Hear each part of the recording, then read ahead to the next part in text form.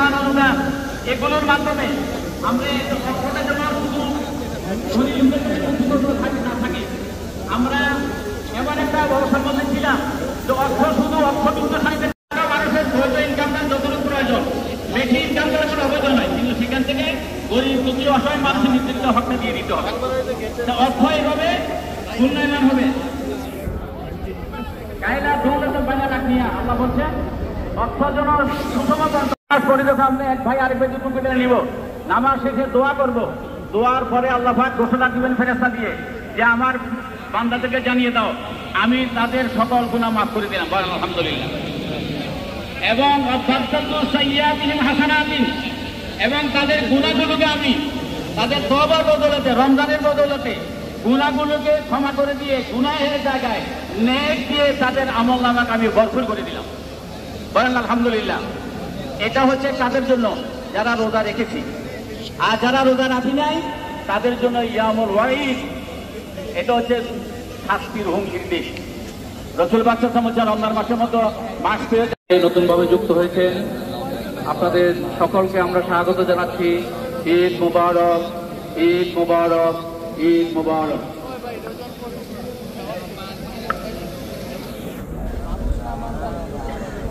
সম্মানিত মুসল্লিয়ানে কেরাম, আমরা ইতিমধ্যে জেনেছি জাতীয় ঈদগাহের আজকে ঈদের জামাত সকাল 8:30টায় অনুষ্ঠিত হবে ইনশাআল্লাহ। মুহতারাম হাজিরিন, অনুষ্ঠানের এ পর্যায়ে ঈদ উল ফিতরের গুরুত্ব তাৎপর্য বিষয়ে বয়ান, ঈদের জামাত পরিচালনা, খুতবা প্রদান এবং দোয়া ও মুনাজাত পরিচালনা করবেন বাইতুল মুকাররম জাতীয় মসজিদের সম্মানিত খতিব মুফতি মাওলানা মোহাম্মদ আব্দুল মালেক। আমি সম্মানিত খতিব মহোদয়কে ঈদ উল ফিতরের গুরুত্ব ও তাৎপর্য বিষয়ে বয়ান, ঈদের জামাত পরিচালনা, খুতবা উপস্থাপন এবং দোয়া ও মুনাজাত পরিচালনা করার জন্য সবিনয় অনুরোধ জানাচ্ছি। সম্মানিত সুধী মণ্ডলী, এখন মঞ্চে আসন গ্রহণ করছেন বাইতুল মোকাররম জাতীয় মসজিদের সম্মানিত খতিব মুফতি মাওলানা মোহাম্মদ আব্দুল মালেক।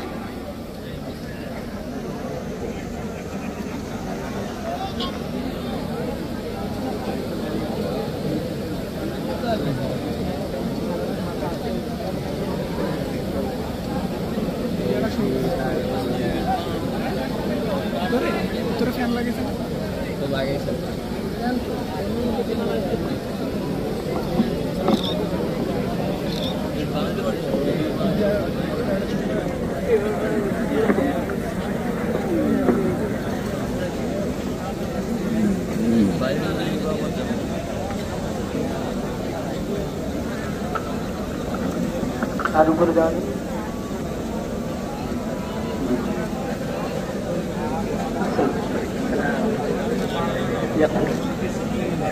अच्छा वो सर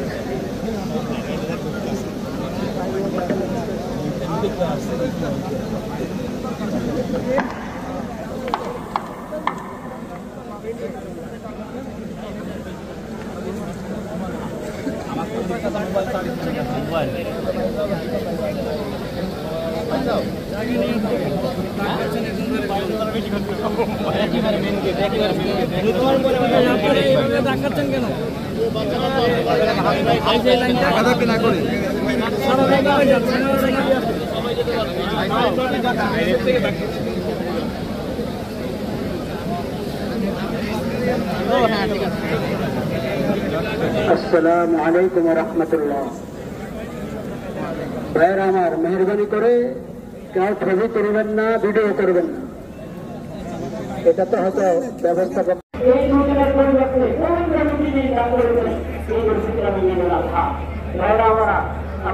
আমাদের এটা ওয়াজিব মাদানি, বিরাদারান ইসলাম, এটা আমাদের ওয়াজিব মাদানি। আমরা দিনের ইবাদত করি। পবিত্র ছবি লটকানো করে এবার আমরা বসে করি, এবার বসে করি, বসে করি। আল্লাহু আকবার, আল্লাহু আকবার, লা ইলাহা ইল্লাল্লাহু, আল্লাহু আকবার, আল্লাহু আকবার, লিল্লাহিল হামদ, আল্লাহু আকবার, আল্লাহু আকবার, লা ইলাহা ইল্লাল্লাহু, আল্লাহু আকবার, আল্লাহু আকবার, লিল্লাহিল হামদ। তাহলে আমি হাদিস পড়ছিলাম, নবী করিম সাল্লাল্লাহু আলাইহি ওয়াসাল্লাম বলেছেন الدين والنصيحة دين का मतलब कविताई বলা হয়েছে কার জন্য নবী করিম সাল্লাল্লাহু আলাইহি ওয়াসাল্লাম বলেছেন লিল্লাহ আল্লাহর জন্য ওয়ালি কিতাবিহি আল্লাহর কিতাব কোরআন কারীমের জন্য ওয়ালি আইম্মাতিল মুসলিমিন ওয়া আম্মাতিহিম মুসলিম শাসকদের জন্য কল্যাণকামী হওয়া এবং মুসলিম জনগণের জন্য কল্যাণকামী হওয়া এটা ইমানের গুরুত্বপূর্ণ শাখা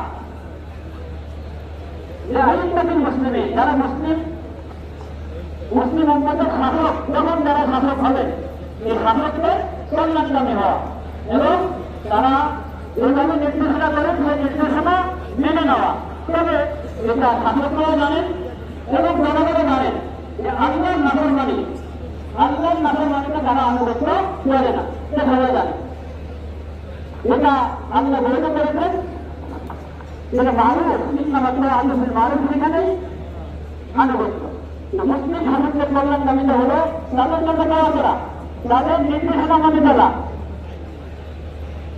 আল্লাহ আমাদের আমাদেরকে দান করে কারণ একটা সুস্থ সমাজ সুস্থ রাষ্ট্র রক্ষা হলে পরস্পর সহযোগিতা ধরা কখনো হয় না একদিক থেকে এটা আমাদের কাজা আপনার একাদের চেষ্টা করে ঘরে বোঝা হবে তারা ডানে বামে সবাই ইরান করতে হবে তাদের সোজা করে একদম যেমন সমাজ রাষ্ট্র পরিচালিত হওয়ার জন্য এটার মধ্যে নিরাপত্তা থাকার জন্য ইমান এবং আমার দুটো বিষয় ইমান আমানত ইমানদারি আমানত সততা সত্যবাদিতা এবং নিরাপত্তা এগুলো একটা আরেকটা সাথে জড়িত ইমান ছাড়া আমার নিরাপত্তা আসবে না আমানত ছাড়া নিরাপত্তা আসবে না যদি আমরা চাই নিরাপদ সমাজ নিরাপদ রাষ্ট্র তাহলে জরুরি ইমানের উপরে সবাই মজবুত হওয়া আল্লাহর বিধান মেনে চলা আল্লাহর নাফরমানি না করা এবং আমানত রক্ষা করা এটা আল্লাহ সবচেয়ে বড় বিধান আল্লাহ সবচেয়ে বড় বিধানের আমানত এই কোরআন আমাদের হাতে আমানত শরীয়ত আমাদের হাতে আমানত